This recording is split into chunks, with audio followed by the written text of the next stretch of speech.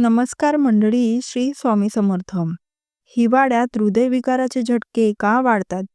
कारणे जाणून घ्या आणि या गंभीर चुका अजिबात करू नका.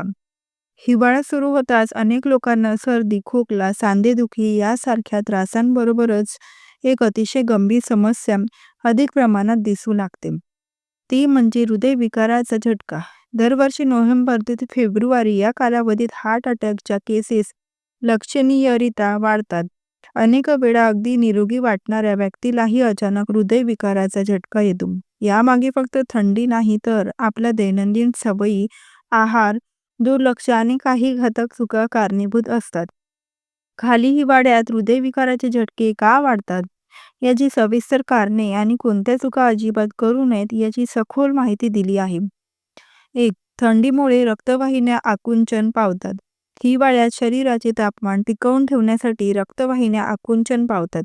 यामुळे रक्तदाब वाढतो. जे लोक आधीपासून उच्च रक्तदाब, मधुमेह किंवा कोलेस्टेरॉलच्या समस्यांनी ग्रस्त आहेत त्यांच्यासाठी ही स्थिती अत्यंत धोकादायक ठरते. रक्तवाहिन्या अरुंद झाल्यामुळे हृदयाला रक्त पंप करण्यासाठी जास्त मेहनत घ्यावी लागते.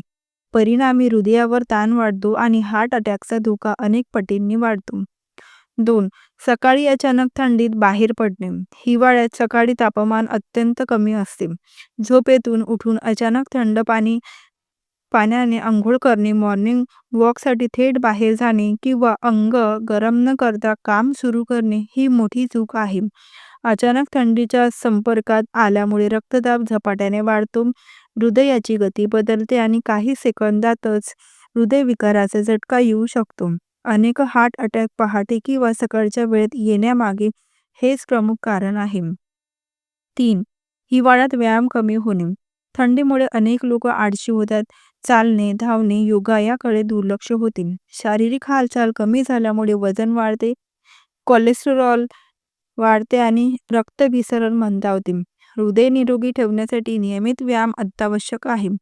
व्यायाम बंद केल्यामुळे हिवाळ्यात हृदयविकाराचा धोका वाढतो, विशेषतः मध्यमवयीन आणि ज्येष्ठ लोकांमध्ये. 4. जड, तेलकट आणि जास्त खाणे. हिवाळ्यात भूक जास्त लागते आणि तूप, लोणी, तळलेले पदार्थ, मांसाहार याचे प्रमाण वाढते. अनेक जण हिवाळ्यात चालतं या गैरसमजामुळे अति खाणे करतात. या सवयींमुळे खराब कोलेस्टेरॉल वाढते, रक्तवाहिन्यांमध्ये चरबी साठते आणि हृदयाला रक्तपुरवठा कमी होतो.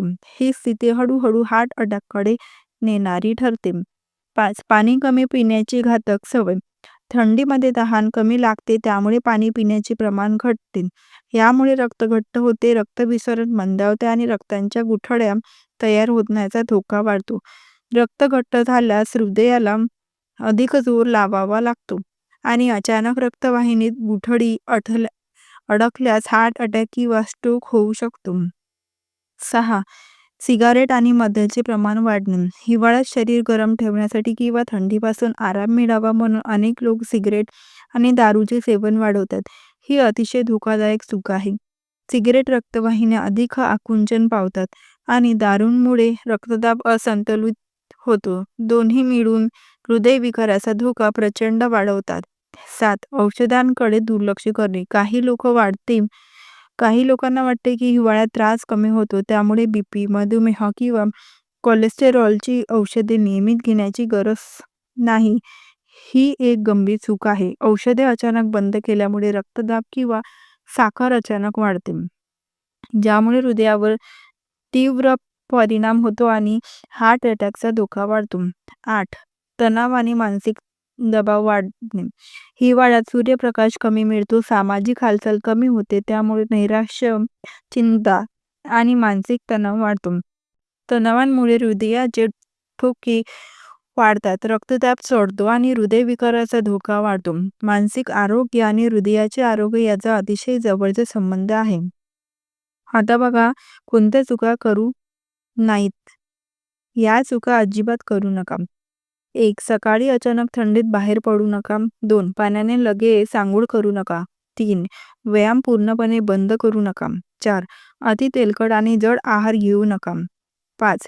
पाणी कमी पिण्याची सवय लावू नका. 6. सिगारेट व मद्य सेवन वाढवू नका. 7. डॉक्टरांनी दिलेली औषधे स्वतःहून बंद करू नका.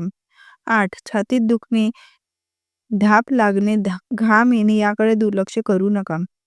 हिवाळा हा हृदयासाठी सर्वात संवेदनशील काळ मानला जातो. थंडीमुळे होणारे शारीरिक बदल, चुकीच्या सवयी आणि दुर्लक्ष यामुळे हृदयविकाराचे झटके वाढतात. योग्य काळजी, संतुलित आहार, नियमित व्यायाम, पुरेसे पाणी आणि मानसिक शांतता यामुळे हा धोका मोठ्या प्रमाणात कमी करता येतो.